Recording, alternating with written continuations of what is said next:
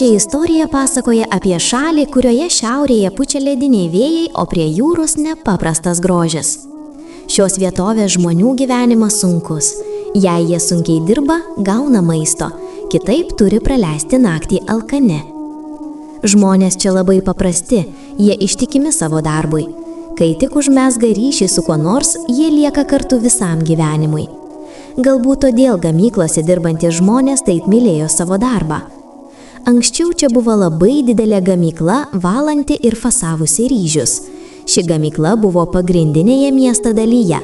Jos sienos buvo pastatytos iš raudonų plytų, o ant stogo buvo ilgi vamzdžiai.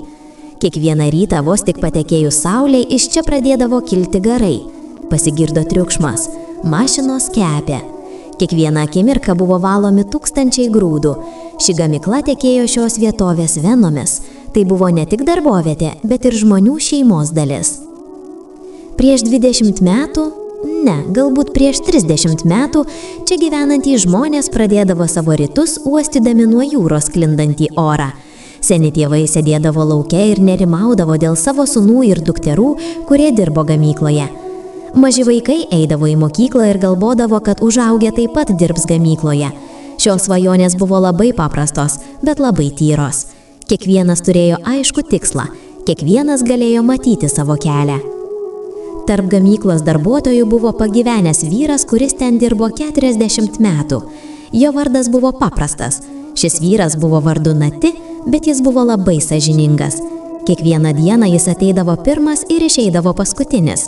Jo rankos buvo nutirpusios, jo stuburas buvo šiek tiek kreivas, bet akys visada šviesdavo. Jis mokė naujus darbuotojus, jis taip pat mokė savo dukrą ir sūnų čia dirbti. 3 šeimos kartos užsidirbdavo duoną iš šios gamyklos. Tada vieną dieną, ar tai buvo rytas ar vakaras, pasikeitė oras. Iš vyriausybės atėjo žinia, kad bus priimtas naujas įstatymas, jei jie čia dirbs. Šis įstatymas buvo labai griežtas. Jame teigiama, kad gamykla turės atitikti daug sąlygų, reikės išleisti daug pinigų aplinkos apsaugai, mašinos turės būti naujos, reikėjo pagerinti darbuotojų teisės ir sąlygas. Viso to nebuvo įmanoma. Gamyklos savininkas nesuprato, iš kur gavo pinigų. Vyriausybės pareigūnai pasiuntė komandą apžiūrėti gamyklos. Šie žmonės atvyko iš miestą, jie keliavo automobiliais. Jų kostiumai buvo labai brangus, jų akyse nebuvo meilės gamyklai, jie tik žiūrėjo į dokumentus ir tikrino formas. Po valandos jie pasakė, kad ši vieta neatitinka saugos taisyklių, ją reikia uždaryti. Uždaryti, šis žodis buvo paprastas, bet jis gravė tūkstančius šeimų. Kai žinia pasklido, viskas sustojo, žmonės susirinko prie gamyklos vartų, ten buvo tamsu, daugelis verkė, kai kurie tylėjo. Tyla niekada nebūna tokia žiauri kaip ten. Pagyvenęs vyras, dirbantis 40 metų, atsisėdo prie sienos. Su juo buvo jo anūkai. Jie manė, kad jų ateitis vis dar neaiški. Žmonės visą naktį stovėjo prie gamyklos durų. Vieni meldėsi, vieni pyko, vieni rašė laiškus vyriausybei. Bet niekas neklausė. Vyriausybės sprendimai jau buvo parašyti. Jie neklausė, jie tiesiog davė įsakymus. Kitą dieną fabrikas buvo užantspaudotas. Durys buvo surakintos grandinėmis. Mašinos tylėjo. Pirmą kartą per tiek metų vietoje tvyrojo tyla. Ši tyla buvo blogesnė nei girdėti. Visi jautė, kad kažkas baigėsi. Niekas nežinojo, kas nutiks rytoj. Kai kurie žmonės gavo naują darbą, bet atlyginimas buvo mažas, o darbas sunkus. Kai kurie žmonės persikėlė į kitus miestus. Jie pardavė savo namus ir pirko namus kitur. Jų sielos liko čia. Jie buvo mieste, bet jų širdys buvo arti čia. Daugelis senų žmonių buvo bedarbiai. Ką jie turėtų daryti? Kas samdo žmogų po 40 metų? Senas žmogus, kuris visada ateidavo pirmas, susirgo. Gydytojai sakė, kad jis serga širdies liga. Tačiau buvo manoma, kad tai dėl šoko. Galbūt jo širdis buvo palikta gamykloje. Po 2 metų jis mirė. Jo dukrai teko vėl susirasti darbą. Jo sūnus tapo vienišas. Gamyklos sienos pamažu pradėjo irti. Kai lijo, krisdavo vanduo. Ledinėme šaltyje sienos pradėjo griūti. Žmonės nebepraeidavo pro ten. Galbūt jie buvo labai liūdni. Užaugo nauja karta, kuri nežinojo gamyklos laikų.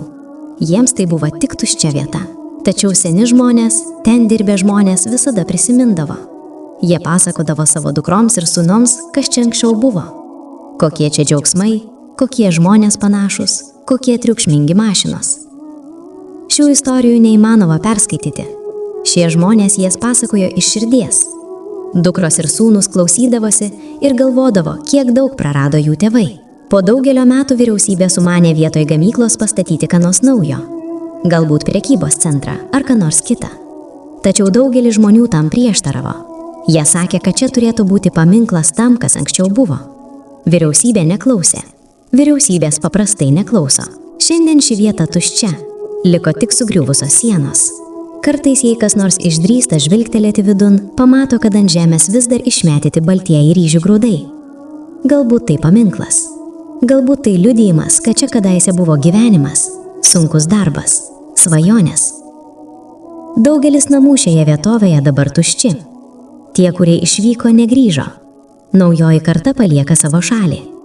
Jie gali užsidirbti daugiau kitur. Čia nėra jokių galimybių. Niekas čia negalvoja. Vyriausybė toli nuo čia. Miesto pinigai investuojami į didelius projektus. Kas čia galvoja apie laukinės vietoves? Tačiau tai ne tik vienos gamyklos istorija, tai šios šalies istorija. Daugelis gamyklų užsidarė tokiu pačiu būdu. Daugelis miestų taip pat apleista. Vyriausybė manė, kad priimdama griežtus įstatymus, ji viską sutvarkys. Tačiau ji nemanė, kad šie įstatymai užbaigs žmonių gyvenimus. Nebuvo jokios baimės. Nebuvo jokio plano, ką daryti su žmonėmis. Tokia yra šios šalies realybė. Prie gražios jūros, snieginėse vietovėse, kur žmonės paprasti ir darbteliški, stovi tuščios gamyklos. Tušči namai, tušči keliai, o tuščiose širdyse prisiminimai apie mūsų praeities dienas. Ši istorija baigėsi, bet netiesa. Tiesa lieka. Kol šie prisiminimai išliks mūsų atmintyje, ši istorija gyvuos. Tai tiesa, tai skausmas, tai kaina mokama vardan vystymosi.